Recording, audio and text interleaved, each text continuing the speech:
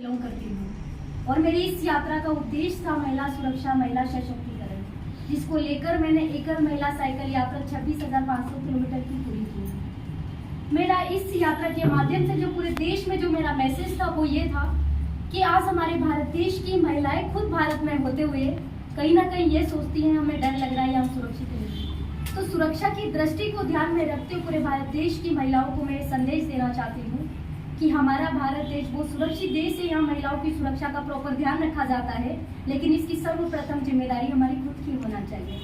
और आज के युवाओं के लिए भी मेरा एक संदेश था कि आज के युवा एक छोटी सी समस्या को लेकर कहीं ना कहीं ये सोच लेते हैं हमारा तो लाइफ में सब कुछ खत्म हो गया। तो मेरा सभी युवाओं के लिए संदेश था कि हमें हर समस्या का सामना हिम्मत के साथ करना है, क्योंकि हमारी हिम्मत से बड़ी कभी भी हमारी समस्याएं नहीं होती। मैंने जब इस यात्रा की शुरुआत 1 नवंबर 2022 को करने के लिए सोचा तो सर्वप्रथम मेरे लिए सबसे बड़ा टास्क था कि स्पॉन्सरशिप। मेरा इस यात्रा में कोई स्पॉन्सरशिप नहीं था। मध्य प्रदेश टूरिज्म डिपार्टमेंट ने मुझे एक साइकिल और एक जीपीएस दिया था, जिसके बेसिस पर मैं 1 नवंबर 2022 को मध्य प्रदेश की राजधानी भोपाल से एक साइकिल, एक जीपीएस, एक पेड़ और 5,000 रुपये लेके मैं निकल गई थी यहाँ से। एक कपड़े, एक पेड़ मेरे पास, और एमपी से गुजरात, गुजरात से महाराष्ट्र, महाराष्ट्र से गोवा, ऐसे करते करते आज मैं पूरे देश की यात्रा कंप्लीट कर चुकी हूँ। और पूरे देश में 24 महामहिम राज्यपाल महोदय और 20 माननीय मुख्यमंत्री महोदय और हमारे देश के कम से कम 1 लाख अदर ऑफिसर्स और 5 लाख बच्चे, 3 लाख महिलाएं और हमारी भारतीय सेना के 20,000 अधिकारियों से मैंने मुलाकात की। और इसी यात्रा के विषय पर जो मेरा उद्देश्य था उसके संबंध में मैंने मार्गदर्शन भी प्राप्त किया। जब मैं सोचती हूँ कि किसी काम को करने से पहले हम सोच लेते हैं कि हमें इसको करना ही है, तो 50% तो उसे तभी अचीव कर लेते हैं, बाकी 50% हमारी उस काम के लिए एफर्ट होती है कि हम उसके लिए कितनी मेहनत करते हैं। मैंने जब ये सोचा कि मुझे अकेली भारत यात्रा करनी है तो मैं मध्य प्रदेश की वजह से बहुत सारे महान अनुभव हैं जिनके पास मैं गई कि मुझे एक साइकिल, एक जीपीएस चाहिए। लेकिन सबसे बड़ा टास्क यही था कितने लोग जाएंगे, तो मैंने कहा कि मैं अकेली जाना चाहती हूँ, क्योंकि आज हमारे भारत में महिलाएं बहुत सशक्त हैं। हर जब किसी काम को सोच लेती है तो कर भी सकती हैं, तो उनके लिए शायद यही सबसे बड़ा विषय था कि सशक्त तो है लेकिन उनकी नज़रों में मुझे नहीं लगता था क्या था। तो मुझे कोई एक साइकिल देने के लिए भी तैयार नहीं हुआ था। फिर जैसे करके टूरिज्म डिपार्टमेंट ने साइकिल प्रोवाइड किया और उसको लेके मैं गई, तो मेरा बहुत अच्छा एक्सपीरियंस रहा है। साउथ में भी कुछ स्टेट ऐसे हैं जहाँ का मेरा बहुत अच्छा अनुभव है, जैसे आंध्र प्रदेश में वाकई महिला सशक्तिकरण को बहुत बढ़ावा दिया जा रहा है, ये मैंने देखा है। उसी तरह आंध्रा के बाद इधर नॉर्थ ईस्ट में भी मैंने बहुत अच्छा देखा है, चाहे वो महिला सशक्तिकरण हो या महिला सुरक्षा हो। वहाँ पर महिला सुरक्षा को लेकर भी बहुत सारे प्रयास किए जा रहे हैं, अच्छे अच्छे काम किए जा रहे हैं। बहुत सारे ऐप वगैरह भी उन्होंने डेवलप कर रखे हैं जिसके माध्यम से महिलाओं को महिला सुरक्षा को हम अच्छे से बढ़ा सकते हैं।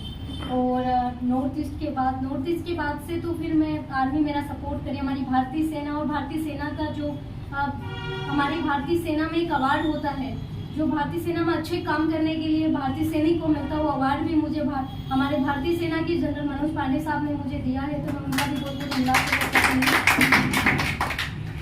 और इसी तरह से मेरा यात्रा का अगर खराब अनुभव की बात करूँ मैं, तो बंगाल राज्य का एक अनुभव ऐसा था कि मेरा राज्य नहीं था, जबकि वहाँ की महामहिम जो मुझसे मिले थे उनका मेरे साथ काफ़ी अच्छी बात हुई और क्या क्या हमें बंगाल राज्य में करना चाहिए, कैसे कैसे प्रयास वहाँ पर मैंने बताया भी। लेकिन अगर नज़रों से देखा जाए तो बंगाल राज्य में थोड़ी सी मुझे प्रॉब्लम हुई थी, चाहे वो सुरक्षा की दृष्टि को लेकर भी, क्योंकि मैं रात को भी ये साइकिल यात्रा की है।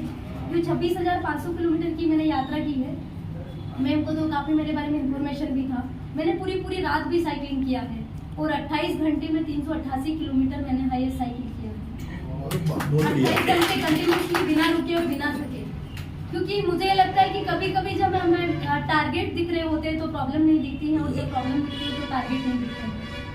और बाकी तो 15 अगस्त को मैं दिल्ली पहुंची, तो दिल्ली में कुछ लोग मुझसे मिले भी, और स्पेशली मेरा मैसेज जो हमारे भारतीय सेना के जनरल मनोज पांडे सर है वो मुझसे मिले थे, मेरे लिए बहुत बड़ा विषय था और पूरे मध्य प्रदेश के लिए भी बहुत गौरवान्वित करने वाला विषय था कि एक मध्य प्रदेश की बेटी को हमारे भारतीय सेना के जो जनरल सर हैं उन्होंने अवार्ड दिया है, आर्मी चीफ ने, तो वो मुझे काफ़ी अच्छा लगा। और मेरे परिवार में भी मेरी माता जी हैं और मेरी एक बहन है जिनका मैंने कुछ जॉब वगैरह करके शादी कर दिया। माँ मेरी मजदूरी करती हूँ, पहले भी मजदूरी करती थी, आज भी मजदूरी ही करती हैं। और रही बात जॉब की, तो अदर राज्यों ने कम से कम मुझे 4 राज्यों ने जॉब भी ऑफर दी दिया है, आंध्रा ने दिया है, त्रिपुरा ने दिया है और BSF ने भी दिया है। और मैं मध्य प्रदेश में भी हमारे जो गणमान्य हैं, जो हमारे महान अनुभव हैं, उनसे मैं मिलने के लिए रिक्वेस्ट करती हूँ कि वो मुझे अपने कीमती समय देने की कृपा करें, क्योंकि जिस तरह पूरे भारत ने मुझे, भारत के जितने भी महान अनुभव ने मुझे समय दिया है, वहाँ भी मुझे बहुत कुछ सीखने को मिला और मैंने भी जो उनके राज्यों में होना चाहिए एक्चुअली उस बारे में उनसे बात भी की। ठीक उसी तरह मैं मध्य प्रदेश में भी कोशिश करना चाहती हूँ, प्रयास करना चाहती हूँ महिला सुरक्षा को लेकर और महिला सशक्तिकरण को लेकर। मैंने अपने तरह से तो प्रयास किया ही है कि मैं मिलना चाहती हूँ जहाँ मुझे लगता है, जैसे महिला सुरक्षा को लेकर हो गया तो DGP सर का रिस्पॉन्सिबिलिटी होता है, हमारे पुलिस का जो है मध्य प्रदेश पुलिस का वो सुरक्षा को लेकर, महिला सुरक्षा को स्पेशली किस तरह से डेवलप करना चाहिए, जो मैंने भारत में देखा है वो सीखा है।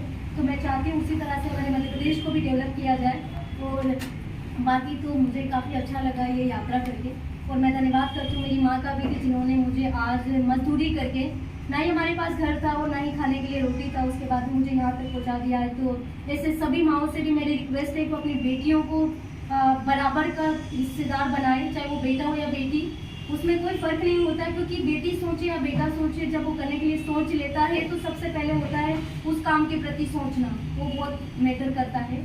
और सभी बच्चों से भी मैं बताना चाहती हूँ कि आप एक सपना देखिए और सपने को पूरा कीजिए, क्योंकि वैल्यू आपकी नहीं, आपके काम की है, आपके उस सपनों की है जिसको आप पूरा करते हैं, वो बहुत वैल्यूबल होता है। और मैं पूरे देशवासियों का भी बहुत बड़ी आभारी हूँ, बहुत बहुत आभार प्रकट करती हूँ। तो धन्यवाद।